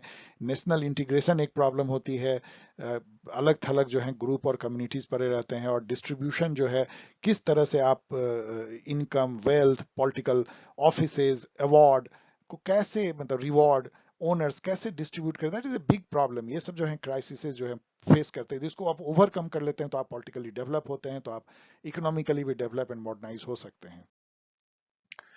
अब आ जाइए रीजन एजर्सन में। Reason assertion: most legislature today do not make law, rather they formally approve law made elsewhere। अब ये बहुत स्ट्रॉन्ग स्टेटमेंट है। इसको पढ़ के आप सोचेंगे ये कहता क्या है कि जो, जैसे इंडिया में भी लोकसभा, राज्यसभा, पार्लियामेंट कानून बनाती है, वैसे ही हर जगह जो है लेजिस्लेचर कानून बनाते हैं। लेकिन ये स्टेटमेंट कहता है कि अरे ये सब बेकार है, धोखा है, कानून तो कहीं और बनता है, ये तो जो लेजिस्लेचर होते हैं ना बस उस पर ठप्पा लगाते हैं। अब ये इतना हार्ड स्टेटमेंट है लेकिन ये ट्रू है, ये सुनने में अच्छा नहीं लगेगा। जैसे अब इंडिया में भी देखिए, कानून जो है वो लोग कहते हैं कि लोकसभा राज्यसभा में बन रहा है, लेकिन उसका रियल जो डिसीजन कहाँ लिया जाता है, कैबिनेट में डिसीजन लिया जाता है। कैबिनेट मतलब क्या होता है, जो 2-4 लोग होते हैं, प्राइम मिनिस्टर और कुछ जो बहुत पावरफुल लीडर ने डिसाइड कर लिया कि ये कानून बनना चाहिए, तो बस वो कानून कैबिनेट में सुबह में पास हुआ, 10 बजे जो है वो पार्लियामेंट में लाया गया, लोकसभा में शाम तक जो है वो पास हो गया। क्योंकि जो कैबिनेट को हेड करता है जो पार्लियामेंट्री सिस्टम में, वही पार्लियामेंट में मेजोरिटी होती है। एक बार यदि कैबिनेट ने डिसाइड कर लिया कि ये कानून बनना चाहिए, उसको कौन रोक सकता है। तो इसलिए ये कह रहा है कि most legislature today do not make laws, rather they formally approve laws made elsewhere. ये बहुत हार्ड स्टेटमेंट है और इसको इसने सही कहा है, तो ठीक है, है सही, लेकिन ये कहने की हिम्मत करना भी बहुत बड़ी बात है। Legislature is the law making body of the state, ये भी ट्रू है, लेकिन ये इसको एक्सप्लेन नहीं करता है। दोनों अलग अलग ट्रू हैं लेकिन एक दूसरे को एक्सप्लेन नहीं करते हैं। तो ये टू ऑप्शन सही होगा कि both A and R true, but R is not the correct explanation of A. यहां पे मैं आपको बता दूं कि आगे बहुत सारे रीजन एजर्सन क्वेश्चन आएंगे और बहुत सारे का आंसर टू है। यहां पे आके मुझे फील होता है कि ये यूजीसी नेट वाले सुधर गए हैं। इनफैक्ट इसका ना कई जगह मैंने देखा है कि यही क्वेश्चन का आंसर 1 करते हैं कि R is the correct explanation of A. वो समझ नहीं पाते सेटर कि एक्सप्लेनेशन का मायने क्या होता है, ये नहीं समझ पाते हैं। मैं आपको एग्जांपल देता हूं। जैसे एजर्सन है कि सूरज पूरब में उगता है। रीजन है कि अर्थ अपने एक्सिस पे वेस्ट टू ईस्ट रोटेट करती है। तो ये रीजन ट्रू भी है और ये एग्जैक्टली एक्सप्लेन करता है एजर्सन को, क्योंकि वेस्ट से ईस्ट जो है रोटेट करती है अर्थ, तो हम यदि अर्थ पे खड़े हैं तो हमको सूरज पूरब से उगता हुआ दिखेगा और वेस्ट में डूबता हुआ दिखेगा। एक्चुअली हम चूंकि वेस्ट से ईस्ट जा रहे हैं इसलिए हमको वो उल्टा दिखेगा, ईस्ट टू वेस्ट जाता हुआ दिखेगा। अब ये चीज जो है इसको बोलते हैं रीजन इज एक्सप्लेनिंग एजर्सन।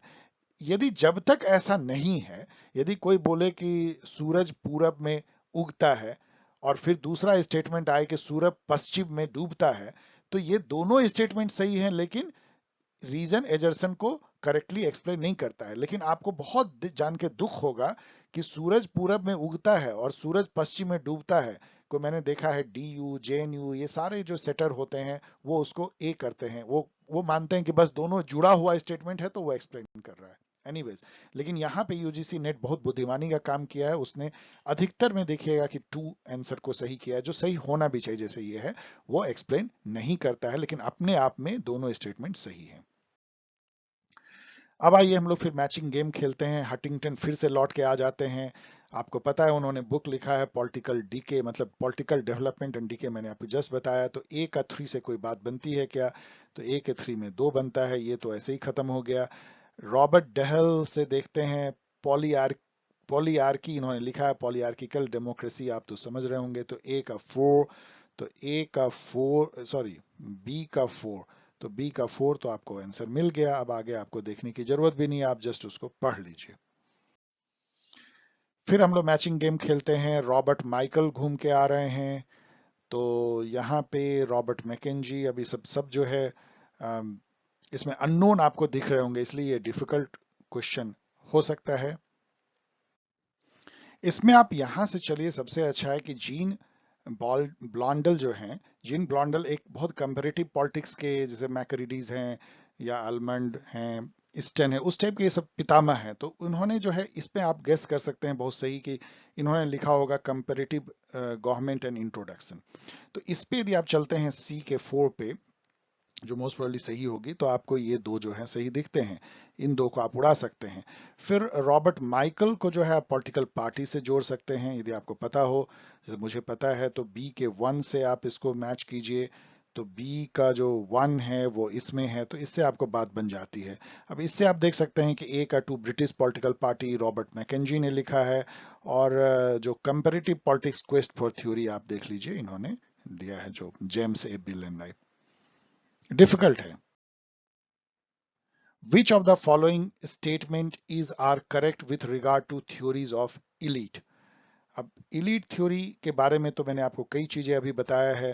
तो जॉन जेम्स बर्नहम तो कहीं उसमें आते नहीं है। सर्कुलेशन ऑफ एलिट जो है ये पैरेटो ने दिया है, मोस्का ने भी दिया है, तो ये फॉल्स हो गया। तो अब आप देखिए कि 1 तो फॉल्स है, तो 1 जिसमें होगा उसको आप उड़ा दीजिए, इसमें 1 है, तो ये खत्म हो गया। C Wright Mills tri triumvirate power group consist of political, economic and managerial, ये गलत है, ये फॉल्स है, क्योंकि आपको मैंने बताया कि political, corporate and military classes का जो है ये ट्राइमोवरेट है। तो इसीलिए ये भी फॉल्स हो गया। तो 2 को भी आप निकाल दीजिए, 2 यहाँ है, 2 तो गायब हो गया। अब केवल 2 बचा। मॉस्का emphasized on the personal characteristic of elite, ये सही है, तो ये तो सही है। Elite theory supports pluralism, no, एकदम उल्टा है। ये सपोर्ट नहीं करता प्लूरलिज्म को, ये जो है प्लूरलिज्म के जस्ट अगेंस्ट में है। प्लूरलिज्म जो भी कहता है इलीट थ्योरी उसका उल्टा कहता है। प्लूरलिज्म कहता है कि पावर जो है वो डिस्ट्रीब्यूटेड होती है, डेमोक्रेसी में मल्टीपल ग्रुप्स कम्युनिटीज में शेयर होती है, इसको पॉलीआर्ची कहते हैं, कह सकते हैं। वो प्लूरलिज्म है जो रॉबर्ट डेल कहते हैं। इलीट कहती है ये सब बकवास है, ऐसा कुछ नहीं है, 2-4 लोग जो हैं वो सत्ता को चलाते हैं, इलीट चलाते हैं। अब यहाँ पे अनफॉर्चुनेटली क्या है कि इसका ऑफिशियल आंसर रॉन्ग है, उन्होंने 3 और 4 दिया है जो बिल्कुल रॉन्ग है, इसको चैलेंज किया जाना चाहिए। Which of the following statement is correct? American Senate has the power to amend revenue bill. चलिए इसको दूसरे ढंग से सॉल्व करते हैं। आप बाकी क्वेश्चन ऑप्शन को भी छोड़िए, यहाँ आइए, पढ़ते पढ़ते आप यहाँ आएंगे। American president can dissolve the house of representative, ये कभी आपको लगता है इस टाइप का एक्सट्रीम स्टेटमेंट सही हो सकता है? आप नहीं भी जानते हैं, प्रेसिडेंशियल रूल है वहां, वो बिल्कुल सेपरेशन ऑफ पावर है बिटवीन लेजिस्लेचर एग्जीक्यूटिव, कैसे एग्जीक्यूटिव जो है लेजिस्लेचर को भंग कर देगा? नहीं कर सकता, इसलिए जो है ये फॉल्स है। अब 4 जो है उसको उड़ा दीजिए जहां भी 4 है, तो क्योंकि करेक्ट पूछा जा रहा है, तो ये गायब हो गया, ये गायब हो गया। अब आपको इन दोनों को देखिए, केवल 1 और 4 सही है, इन दोनों में 1 कॉमन है। इसका मतलब ये ऐसे ही ट्रू है, आपको जानने की जरूरत भी नहीं, क्योंकि 1 तो ट्रू होगा ही। अब केवल आपको देखना है 2 और 3 में से कौन ट्रू है। तो 2 है house of representative has special power to originate revenue bill. आप यदि कुछ नहीं भी जानते तो 3 को पढ़िए। In Britain executive and legislature relationship is based on diffusion of powers. अब आप कंफ्यूज हो सकते हैं इन दोनों में, तो आप ऑफिशियल आंसर एक बार चेक कर लीजिएगा। मुझे लगता है ऑफिशियल आंसर शायद ये है 1 और 2। वैसे मैं भी कंफ्यूज हूँ, क्योंकि मुझे लगता है डिफ्यूजन ऑफ पावर भी है, ये हमेशा होता है पार्लियामेंट्री फॉर्म ऑफ गवर्नमेंट में कि एग्जीक्यूटिव लेजिस्लेचर जो है उसमें घालमेल होती है। बट फिर भी आप चेक कर लीजिएगा, मैं आपके लिए छोड़ रहा हूँ, ऑफिशियल आंसर मोस्ट प्रोबेबली ये है। मैं आपको यहाँ पे सलाह दूंगा कि मैं कोई मेमोरी से ये सब कर रहा हूँ, मैंने कोई क्वेश्चन को टिक नहीं किया है, मैंने एक बार आंसर देखा है और आपके साथ मैं सॉल्व करने की कोशिश कर रहा हूँ, जिससे कि आपको लगे कि इस तरह से एग्जामिनेशन में सॉल्व करते हैं। इसलिए मेरी सलाह है कि कहीं कहीं पे आपको हो सकता है कि मेरी मेमोरी से मैं आपको बता रहा हूं, तो ऑफिशियल आंसर से चेक कर लीजिएगा इन सबको। एजरसन, the essence of federalism lies not in the institutional और constitutional structure but in the society itself. सही है, ये तो मतलब फेडरल सोसाइटी होती है, जैसे इंडिया का सोसाइटी ही फेडरल है, multilingual, multi cultural and all, multi religious. Coalition government are the most suitable form of government in a heterogeneous society. ये दोनों ही सही है, लेकिन आप देखिए क्या रीजन एजर्सन को एक्सप्लेन कर रहा है, कोई उसका एक्सप्लेनेशन नहीं है ये, इसलिए ये 2 इसमें सही है। और एकदम बहुत सही किया है यूजीसी नेट ने कि इस बात को समझा है सेटर की, जैसे पीजी एंट्रेंस टेस्ट में मुझे बड़ी कोफ्त होती थी कि इसका आंसर ए करते थे ये लोग, मतलब बिना सोचे समझे हुए। The primary agents of political socialization कौन है? अब ये एक बड़ा वेग क्वेश्चन है। आप कह सकते हैं फैमिली, स्कूल भी पॉलिटिकल सोशलाइजेशन क्या है? पहली बार कौन आपको बताता है कि देखो पॉलिटिकल पार्टी ये होते हैं, नेता लोग ये काम करते हैं, गवर्नमेंट ऐसे बनती है, यहाँ कांग्रेस है, बीजेपी है, ये सब कौन बताता है बच्चों को? कैसे आप पॉलिटिकली अवेयर होते हैं, कैसे आप पॉलिटिक्स के बारे में जानते हैं, कैसे जुड़ते हैं? तो ये कह रहा है कि फैमिली और सोशल क्लास जो आपका होता है वो करता है। ठीक है, मतलब ये सब बहुत वेग क्वेश्चन है। यहाँ पे चलिए फिर से हम लोग गेम खेलते हैं।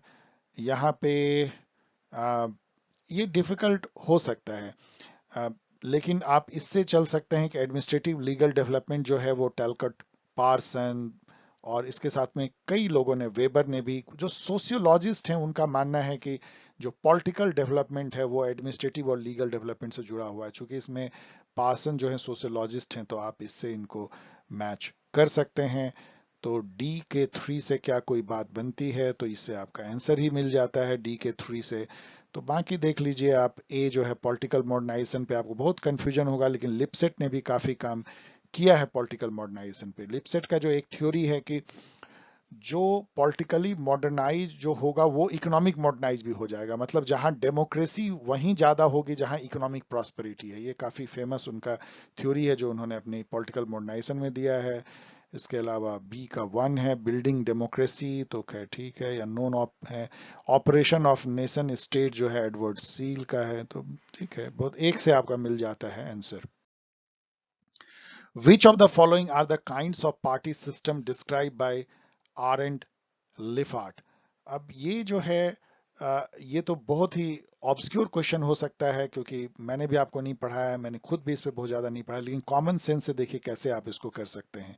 अब यहाँ पे देखिए, consensual party system, conflictual party system, accommodative party system, ये तो बहुत ही एकदम एक नेचुरल है कि इस टाइप के पार्टी सिस्टम हो सकते हैं। कॉन्सेंसुअल हो सकते हैं, मतलब सब में कंसेंसस हो सकती है, मतलब आइडियोलॉजिकल कंसेंसस जिसको बोलते हैं। कॉन्फ्लिक्चुअल पार्टी जहाँ की काफी ज्यादा आइडियोलॉजिकल कंफ्लिक्ट है, और एकोमोडेटिव है कि ठीक है कंफ्लिक्ट होते हुए भी एक दूसरे को आप दुश्मन नहीं मानते हैं। बाकी देखिएगा तो इसमें डेमोक्रेटिक पार्टी सिस्टम नहीं होना चाहिए, सेकुलर पार्टी सिस्टम कोई मतलब नहीं है, डेमोक्रेटिक का नहीं है, सेकुलर का नहीं है, तो इसलिए कॉमन सेंस से है कि यही सही होगा और यही सही भी। Which of the following are the variables of political culture suggested by फाइनर? अब फाइनर ने भी जो है पॉलिटिकल कल्चर को मतलब कि ये किया है, डिफाइन किया है। आपको याद है कि आलमंड एंड भरवा ने अपने सिविक कल्चर में 3 टाइप का पॉलिटिकल कल्चर दिया है, जैसे पैरोकियल है, सब्जेक्ट है, पार्टिसिपेटिव है। उसी का एक तरह से दूसरे नाम से फाइनर ने दिया है मैच्योर पॉलिटिकल कल्चर दिया है, जो जो उनके अनुसार से एक तरह का सब्जेक्ट पॉलिटिकल कल्चर है, डेवलप्ड पॉलिटिकल कल्चर जो है वो पार्टिसिपेटिव पॉलिटिकल कल्चर है, लो पॉलिटिकल कल्चर जो है पैरोकियल पॉलिटिकल कल्चर है। तो ठीक है, ये सब बहुत ही डीप है, ये सब डिफिकल्ट क्वेश्चन है, आप जानते हैं। थोड़ा आप ज्यादा पढ़ेंगे और नहीं जानने की जरूरत है, क्योंकि इसको किए बगैर भी आप यूजीसी नेट क्वालिफाई कर सकते हैं। Which of the following countries have dual citizenship, national citizenship और स्टेट सिटीजनशिप दोनों? तो आपको पता है कि इंडिया तो हो नहीं सकता है, इंडिया में यूनिफाइड सिटीजनशिप, हमारे पास एक ही सिटीजनशिप होता है, कोई स्टेट का अलग सिटीजनशिप नहीं है। तो जिसमें भी इंडिया है उसको गायब कर दीजिए, इंडिया हटा दीजिए। तो अब दो ही बच गया। आपको पता है कि यूके भी नहीं हो सकता, क्योंकि यूके तो यूनिटरी सिस्टम है, जहां यूनिटरी सिस्टम है वहां पे डुअल सिटीजनशिप का कोई मतलब ही नहीं, कि वहां स्टेट नाम का कोई चीज होता ही नहीं है। तो यूके भी हटा दीजिए, तो केवल एक ही बचा, स्विट्जरलैंड एंड यूएसए। तो आप बाय एलिमिनेशन आप इस सब क्वेश्चन को बना सकते हैं। आपको जानने की जरूरत नहीं है क्या नहीं सही है, ये जानने से भी क्वेश्चन बन सकता है। मैं बार बार स्टूडेंट आपको बताना चाहता हूं कि यूजीसी नेट हो चाहे कोई भी कॉम्पिटिटिव एग्जाम हो, यदि आप ये सोचेंगे कि मैं 60% क्वेश्चन को जानता हूं, तो आप कभी कंपीट नहीं कर पाएंगे। आप यदि 40% क्वेश्चन भी जानते हैं तो आप क्वालिफाई कर सकते हैं, यदि आपके पास में एक्यूमेन, कॉमन सेंस और नर्व को कूल रखे हो, जैसे मैं अभी सॉल्व कर रहा हूं, आपको बता रहा हूं उस टाइप से। Elimination method, common sense, matching game, longest statement, many many other tricks को अपनाइए, इंटेलिजेंट गेस कीजिए, और उससे आप 20-22 नंबर एक्स्ट्रा ला सकते हैं। इकोलॉजिकल, अब यहाँ पे गेम खेल रहे हैं, आपको पता है कि इकोलॉजिकल जो है, फ्रेडरिक्स का याद कीजिए, उन्होंने एग्रेरिया, ट्रांजिसिया, इंडस्ट्रिया उन्होंने दिया था, तीन टाइप के fused prismatic and diffracted society को। तो क्या बन जाती है बात, देखते हैं। ए का थ्री, दो बनी, दो खत्म हो गया। अब हम लोग देखते हैं डिसीजन मेकिंग जो है, ये डिसीजन मेकिंग चूंकि हर्बर्ट साइमन ने दिया था, उसने फैक्ट वैल्यू को सेपरेट करने की बात थी, तो बी को 4 से करने की देखते हैं हम लोग इन दोनों में। तो B4 यहाँ पे हमारा काम बन गया। अब बाकी आप देख लीजिए, ब्यूरोक्रेटिक जो है वहां पे लीगल रैशनल अथॉरिटी होती है। जनरल जो सिस्टम थ्योरी है उसमें फीडबैक की बात आती है, आपको मैं बार बार बताता हूँ। ये है सिस्टम, ये है इनपुट, ये है आउटपुट, और आउटपुट से जो है हम फीडबैक लूप लेकर के इनपुट में देते हैं फीडबैक। ये जनरल सिस्टम थ्योरी है, ये इसका एनवायरनमेंट है। ये जनरल सिस्टम थ्योरी बायोलॉजी से आया है, और उसको पॉलिटिकल सिस्टम, इकोनॉमिक सिस्टम हर जगह यूज किया गया है। डेविड ईस्टन ने उसको पॉलिटिक्स में यूज किया, पॉलिटिकल सिस्टम के फॉर्म में। अब हम लोग आ गए हैं फाइनल जून 2018 साइकिल पे। First question, who among the following prescribed comparative politics as primarily concerned with parties, interest and leadership structure? इस टाइप के क्वेश्चन तो बहुत डिफिकल्ट होते हैं, किसने कहा, आप जानते हैं तो जानते हैं। और ये बहुत ही, अब मैक्रिडीज जो हैं ये तो एक तरह से पितामह जैसे, या फादर ऑफ फाउंडिंग फादर्स हैं ये सब कंपैरेटिव पॉलिटिक्स के, उनके साथ वार्ड हैं, इन्होंने ही इसको लिखा था।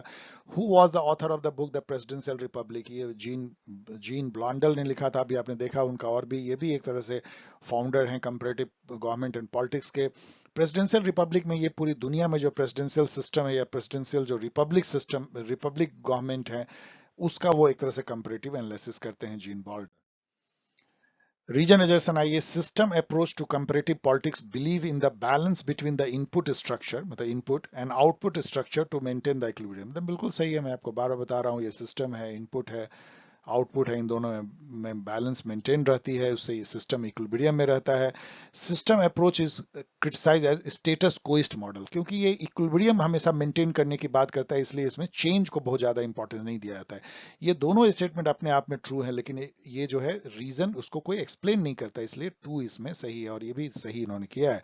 Arrange the interest group as given by Gabriel Almond in sequential, ये क्वेश्चन गलत है, क्योंकि ये इसको अरेंज आप कर ही नहीं सकते इन चारों में से। इसका जो राइट अरेंजमेंट है, मैंने नेट से देखा, मैं कोई इसका मास्टर नहीं हूं, आप इसको और चेक कर सकते हैं, लेकिन मुझे लगता है यही सही है।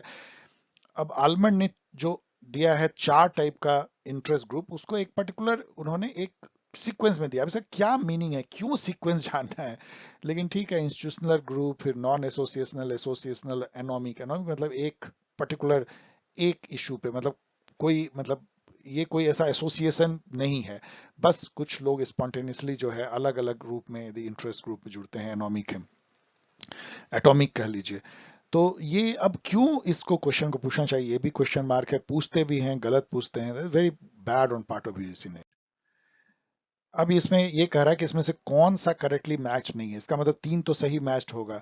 तो चार्टिस्ट मूवमेंट जो है बिल्कुल सही है, डिमांड फॉर सफरेज था मतलब वोटिंग राइट्स था, फिलाडेल्फिया कन्वेंशन बिल्कुल सही है, declaration of independence and signing off constitution US, इसको याद कर लीजिए, बहुत इंपॉर्टेंट ये कन्वेंशन है। जो मैफ्लर कॉम्पैक्ट जो है ये नहीं है। मैफ्लर कॉम्पैक्ट क्या था, जब पहली बार 17th सेंचुरी में यूरोप के लोग लैंड किए मैसाचुसेट्स में यूएसए में, तो वहां पे वो लोग जब कॉलोनी बसाया कि हम यहाँ आके बसेंगे, तो उन्होंने आपस में जो एक एग्रीमेंट किया कि एक सोसाइटी बन सके जहां लोग सिविलाइज वे में रह सके, उसको मैफ्लार कॉम्पैक्ट कहते हैं। वो इससे स्लेवरी से नाता नहीं। 1932 का रिफॉर्म एक्ट जो है वो अगेन इलेक्टोरल सिस्टम को रिफॉर्म के बेसिस पे था, ये ठीक है। यहाँ पे रीजनलाइजेशन फिर आई है, many Afro Asian nation emerged independent after World War two, एकदम बिल्कुल ट्रू है, यही तो सेकेंड वेव ऑफ डेमोक्रेटाइजेशन हुआ। Absence of economic development largely tended to make their independence more formal than substantive, सही है। गरीब नेशन जैसे इंडिया भी था तो क्या आजाद, आजादी तो तब होती है जब खुशहाल हो, गरीब देश क्या आजाद होता है, तो ये भी अपने आप में सही है। तो ठीक है, तो ये दोनों, लेकिन उसको कोई एक्सप्लेन नहीं करता, इसलिए टू इसमें सही होगा। मैंने आपको जैसा बताया था कि कई इसमें से आपको जो है रीजनरेशन टू पे लैंड करते हैं जो बहुत सही है। I am very happy with this. आइए फिर से हम लोग मैच करते हैं यहाँ पे, विच of the following pair is not correctly match, तो इसमें से सब तो सही होंगे, एक ही गलत होगा इसमें। यहां मैंने दे दिया है कंपैरेटिव पॉलिटिक्स टुडे, जो है गैब्रियल आलमंड ने लिखा है, तो हटिंगटन ने तो लिखा नहीं है, तो यही केवल गलत है, बाकी सब सही है, तो इसको पढ़ लीजिए। आप ये सब याद कर लीजिए, कितना मजेदार नाम है book, the man on the horse back. आपको क्या करना चाहिए, नेट पे जाके पढ़ना चाहिए कि man on the horse back के बारे में 5 लाइन 10 लाइन आपको कहीं काम आ जाएगा, फाइंडर ने लिखा है। मैक्रिडीज ने मॉडर्न पॉलिटिकल सिस्टम एशिया का लिखा है, ये सब जानना चाहिए।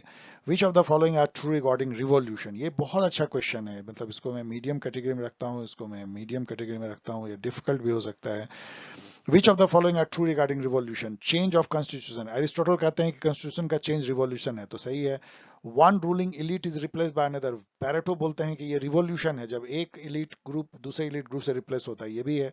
ट्रांसफॉर्मेशन इन पॉलिटिकल इंस्टीट्यूशन, ये भी रिवॉल्यूशन है। Fundamental change in the socio economic and political structure, revolution है, इसलिए सारा कुछ इसमें सही है।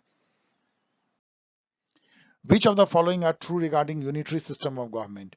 It is most effective in protecting the unity integrity of nation, सही है, तो ए जिसमें होगा वो सही है। तो ए तो दो ही में है, तो ये दो तो खत्म हो गया। Power is delegated to the local unit for administrative convenience, तो ये भी सही है। There is a single law making body, सही है। The local administration do not derive their power from, सब सही है इसमें। Which of the following amendment of American Constitution laid down due process of law? It's very very important, due process of law. Time होता तो मैं आपको समझाता, due process एक लाइन केवल समझ लीजिए, ये सबस्टैंटिव ड्यू प्रोसेस है, मतलब कि कोर्ट यहां तक जाएगा कि जो लॉ आपने बनाया है वही जस्टिफाइड है कि नहीं, ये नहीं कि लॉ के बेसिस पे फैसला देना, लॉ के औचित्य पे भी क्वेश्चन जब कोर्ट उठाने लगता है उसको ड्यू प्रोसेस ऑफ लॉ कहते हैं। और ये अमेरिका में इन दोनों से आया है। फिफ्थ अमेंडमेंट ने स्टेट के लिए ऐसा कर दिया और 14th अमेंडमेंट ने फेडरल लॉ के लिए ड्यू प्रोसेस कर दिया, इसलिए सी और बी जिसमें भी है उसको मार लीजिए। Who among the following describe political development as administrative and legal development, मैंने आपको बताया कि बहुत सारे सोशियोलॉजिस्ट ने जो है पॉलिटिकल डेवलपमेंट को एडमिनिस्ट्रेटिव और लीगल डेवलपमेंट से लिंक किया है, उसमें टलकट पार्सन है, आपने देखा अभी, मैक्स वेबर हैं, हैंडरसन हैं, जोसेफ पालम्बरा हैं, तो इसमें से अभी यहाँ पे तो केवल एक ही मैक्स वेबर ही हैं, तो इसको मार लीजिए। The system of democracy recognises the equality of all people and stands for the government of common people, true है। It is commonly believed that government is largely controlled and managed by power elite, ये भी अपने आप में सही है। कहीं भी देखिएगा तो कुछ सेट ऑफ पीपल जो है वो डेमोक्रेसी में रूल करते हैं, कहने को तो डेमोक्रेसी है लेकिन एक्चुअल में वो इलीट रूल ही हो जाता है। तो ये दोनों ट्रू है लेकिन कोई इसको एक्सप्लेन नहीं करता, इसलिए इसमें भी टू जो है वो सही है। नॉट करेक्टली मैच, इसका मतलब तीन इसमें सही है। कौन नहीं कहेगा कि रूल ऑफ लॉ इंग्लैंड में है, equal representation of state house of senate में है, जैसे इंडिया जैसा नहीं है, हर सीनेट में सबको बराबर रिप्रेजेंटेशन है यूएस में। जजेस फॉर लाइफ स्विट्जरलैंड में नहीं होता, ये अमेरिका में होता है जजेस, और कई कंट्री में भी होता है लेकिन अमेरिका में है कि जज को पूरे लाइफ भर के लिए एक बार प्रेसिडेंट नियुक्त कर दे और सीनेट रेटिफाई कर दे, वहां पे सीनेट रेटिफाई करती है जजेस को, तो वो लाइफ भर के लिए वो जज हो जाते हैं। एडमिनिस्ट्रेटिव लॉ तो ठीक है फ्रांस में, एक यदि आपको गलत मिल गया दूसरे के बारे में तो सोचना है नहीं। Which of the following statement are correct regarding Max Weber's theory of bureaucracy? It is an iron cage of rule-based rational control. तो एक तरह से तो सही लगता है. इट्स ए की part of the rational legal authority, ये भी सही है. Bureaucracy mean domination through knowledge in the form of merit, ये भी सही है. It enjoys popular acceptability in a democracy. यहाँ पे चूंकि आपको तीन ही, अब देखिए यहाँ मैक्सिमम तीन है, चार तो है नहीं, तो इसको आपको गलत करना होगा क्योंकि पहला स्टेटमेंट ज्यादा सही लगता है. तो ठीक है, ए बी सी हो गया. कंफ्यूजिंग है ये. अब यहाँ पे हम लोग मैचिंग गेम खेल सकते हैं. रॉबर्ट डहल जो है पॉलियार्ची, तो क्या ए के 2 से बनती है बात? तो ए के 2 से बात ही बन गई, बाकी तो आप मैच कर लीजिएगा. अब चलिए मैच कर लीजिए. बी का 3 है, लिपसेट ने पॉलिटिकल मैन लिखा है, दूसरी बार ये आ रहा है. बाकी दोनों को देख लीजिए, बहुत ऑब्सक्योर हैं. Presidential regeneration question. Presidential system provide for a stable government model for full term. True है. Centralisation of power is inherent in presidential system. True है, लेकिन ये उसको कोई एक्सप्लेन नहीं करता, इसलिए 2. जैसा मैंने आपको बताया कि बहुत सारे रीजनरेशन जो है 2 पे जाते हैं और सही जाते हैं. अब यहाँ पे एक रिवॉल्यूशन का ले लिया है मैंने जस्ट मैच करने के लिए. इसको आप आईआर में भी जोड़ सकते थे. इस्लामिक रिवॉल्यूशन जो है वो आपको पता है कि ये anti modernization movement in Iran था. पहले चलिए रशियन रिवॉल्यूशन करते हैं. रशियन रिवॉल्यूशन बोल्शेविक पार्टी ने किया था. बी का 1, कोई बी का 1 से बनती है बात, बात ही बन गई. अब बाकी अब मैच कर लीजिएगा, मैं छोड़ देता हूँ. मतलब आपको ये मैं बता रहा हूँ कि केवल एक यदि आप जानते हैं कि बोल्शेविक रिवॉल्यूशन रशियन रिवॉल्यूशन एक ही है, मतलब बोल्शेविक पार्टी द्वारा लेड किया गया, तो आपको बाकी जानने की भी जरूरत नहीं है. बाकी आप बस पढ़ के अपना नॉलेज बढ़ा लीजिए. Modernization is commonly understood as being analogous to. अब यहाँ यदि आप देखेंगे तो मॉडर्नाइजेशन को वेस्टर्नाइजेशन भी कहते हैं. मॉडर्नाइजेशन जो है राइज ऑफ नेशन स्टेट भी है, इंडस्ट्रियलाइजेशन है. तो इसमें अब चूंकि ए सी डी यदि तीनों है तो बस आपको कोई ऑप्शन नहीं है, आपको ए सब लेना ही पड़ेगा, इसमें और कोई ऑप्शन नहीं है. इसीलिए 4 ऑप्शन हो गया. Examine the following statement regarding the media. तो अब आप देखिए, print media is witnessing a marginalise role in contemporary democracy. ये तो लगता तो ट्रू है. Electronic media assumes decisive role. True है. Media is dispassionate and objective in all political system. अब देखिए, इस टाइप का स्ट्रॉन्ग स्टेटमेंट कभी सही हो सकता है क्या? ये ट्रिक समझ लीजिए, ऐसा कभी सही नहीं होता है जनरली. तो मीडिया कभी डिस्पैशनेट नहीं होती है, कभी ऑब्जेक्टिव नहीं होती है, वो एक तरफ झुकी होती है. कॉर्पोरेट हाउस चलाते हैं, वो एक पर्टिकुलर साइड में झुकती है जहां उसका कॉर्पोरेट इंटरेस्ट जाता है, इसलिए कभी वो डिस्पैशनेट नहीं होती है. मीडिया पे आप कभी भरोसा नहीं कर सकते कि वो आपको निष्पक्ष दिखा रही है. तो इसलिए सी जहां भी है उसको आप काट दीजिए. तो सी इसमें है, कट गया. सी इसमें है, कट गया. सी इसमें है, कट गया. तो एक ही आंसर सही है, बाकी देखने की भी आपको जरूरत नहीं है. अब ये लास्ट स्लाइड है. डाइसी जो है आपको पता है रूल ऑफ लॉ इन्होंने दिया था, कॉन्स्टिट्यूशनलिज्म दिया था. तो ए का 4 पे क्या बात बनती है? तो बात ही बन गई. बाकी आप जस्ट मैच कर लीजिएगा, बस मैच कर लीजिए. अब यहाँ पे चूंकि मरबरी वर्सेस मेडिसन आया है तो मुझे रोका नहीं गया. मैंने आपको ये दिया है कि ये इतना इंपॉर्टेंट केस था. वहां पे यूएस कोर्ट ने डॉक्ट्राइन ऑफ जुडिशियल रिव्यू दिया कि कोई भी एक्ट यदि कांग्रेस पास करेगी या पार्लियामेंट इसको कह लीजिए, तो कोर्ट उसके ऊपर देखेगा उसकी कॉन्स्टिट्यूशनलिटी पे और उसको वैलिड करेगा. और वही हम लोगों ने भी जुडिशियल रिव्यू जो है अपनाया है अपने सिस्टम में, जो यूके में नहीं है, याद रखिएगा जुडिशियल रिव्यू. यहाँ पे सैमुअल पी हटिंगटन को भी याद कीजिए जिन्होंने कि political development and political decay लिखा है, जो मैंने आपको पहले भी बताया है. सो ओके डियर स्टूडेंट, इसमें मैं छोड़ रहा हूं क्योंकि इतना टाइम बीत गया कि मैं फर्दर एनालाइज नहीं कर रहा हूं. बहुत थकाने वाला आपके लिए भी हो सकता है. 1 घंटे और 22 minute, oh my God. Thank you for being with me for such a long period. यदि आप यहां तक पहुंच गए हैं, यदि आपको पसंद आया हो तो आप प्लीज शेयर कीजिए, सब्सक्राइब कीजिए, कमेंट कीजिए. इस तरह से जुड़िए और बहुत जल्द जो है हम आईआर लेकर के 1-2 दिनों में फिर से हम आपके सामने आएंगे. फिर हम लोग डिस्कस करेंगे past years paper UGC NET. Bye.